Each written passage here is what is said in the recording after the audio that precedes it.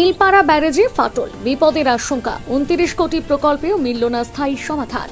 বীরভূম জেলার অন্যতম প্রাচীন এবং সৌন্দর্যময় জলাধার তিলপাড়া ব্যারেজ আবারও বিপদের মুখে। দীর্ঘদিন ধরে ব্যারেজের অবস্থা সংকটজনক হয়ে পড়েছে।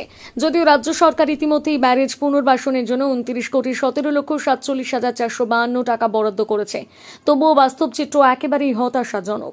সরকারি অর্থ বরাদ্দের কথা একটি সাইনবোর্ডের মাধ্যমে প্রকল্পস্থলে উল্লেখ থাকলেও ব্যারেজের ফাটল মেরামতের কোনো স্থায়ী সমাধান এখনো পর্যন্ত করা সম্ভব হয়নি।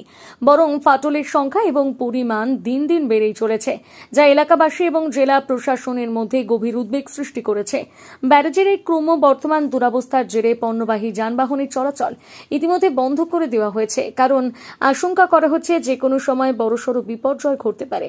এই আশঙ্কা থেকে স্থানীয় প্রশাসনের সতর্কতামূলক পদক্ষেপ নিতে বাধ্য হয়েছে।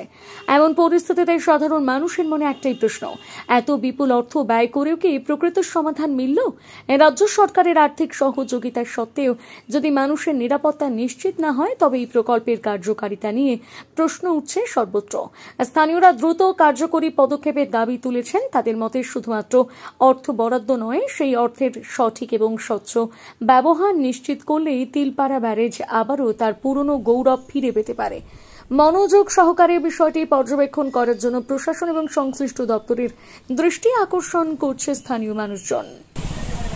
আপনারা দেখতে পাচ্ছেন ক্যামেরায় সরাসরি দেখতে পাচ্ছেন, বুঝতে পেরে সবাইকে যারা আছে ব্রিজের মধ্যে যারা হাঁটাচলা করছে তাদেরকে সম্পূর্ণভাবে বারণ করছে ব্রিজে আসার জন্য।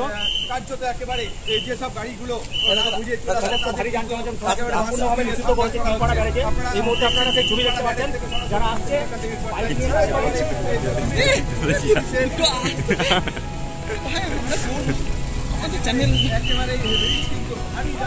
একেবারে করতে দিচ্ছে না। আশেপাশে কোনো মানুষ থাকলে তাদের কিন্তু সাবধান করে দেওয়া আছে, কারণ